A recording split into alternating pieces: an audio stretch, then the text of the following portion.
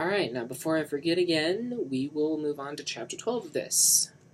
I'm going to read this as I upload Chapter 1. Chapter 12. As the door to Lisa's apartment swung open, she couldn't help but notice that something seemed off about her mother. They just returned from another mother-daughter excursion, their 13th that week, and Claudette had hardly spoken a word the whole afternoon. "You look really tired today, Mom," said Lisa. "Are you feeling okay?" Claudette raised a dismissive hand. "I didn't get much sleep last night." "Why not? What's wrong?"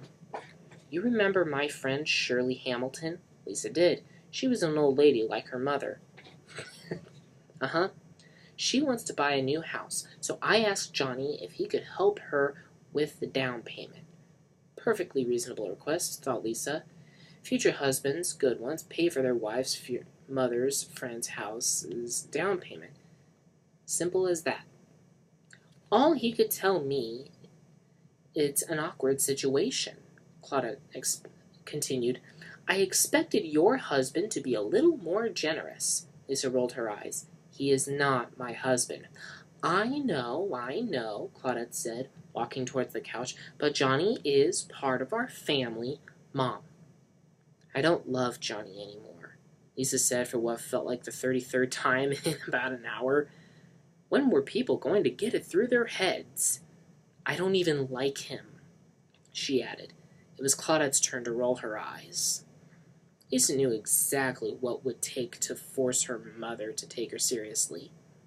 I had sex with someone else, she said. You can't be serious.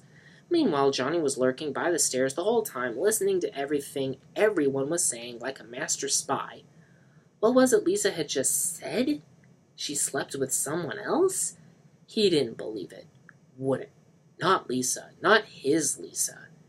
He kept spying, stealthy like a raven in the night. Lisa sighed.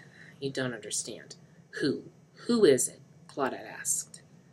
I don't want to talk about it. Lisa hardly ever wanted to talk about anything ever.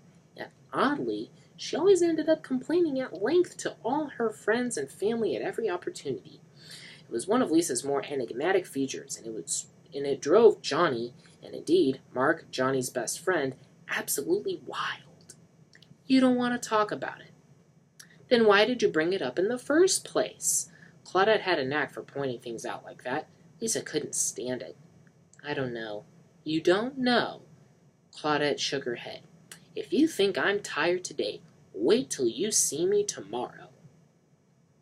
Claudette was also adept at spinning terrifying threats. She started making for the door. Are you coming to the party? Lisa asked. I suppose so. And with that, having stopped in the house for about 3 minutes, the two ladies were gone, left to resume their all-day excursion, leaving Johnny alone in the house. How can they say this about me? He said aloud to no one. I don't believe it. I'll show them. I will record everything.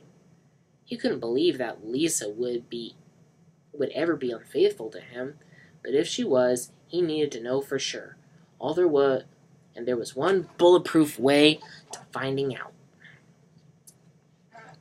He made his way, slyly for some reason, over to the phone. From out of his pocket, he withdrew a massive tape recorder and began to carefully connect it to the phone line. Johnny always kept the recorder at close reach in case a situation like this might arise, as it did once in the home country. Slowly he connected the wires, red to red, yellow to yellow, green to blue. He realized his mistake with the green wire and connected it to the green socket. The blue wire then went into the blue socket as it should have been all along. The wiring complete, he replaced the shell of the machine so as to not arouse suspicion.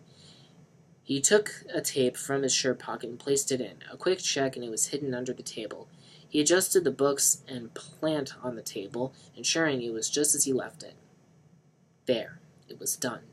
He would record everything. With that, Johnny smiled a sneaky smile and crept up the staircase, waiting Lisa's return.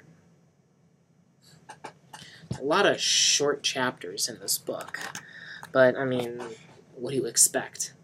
Anyway, that's it for now. We'll see you tomorrow.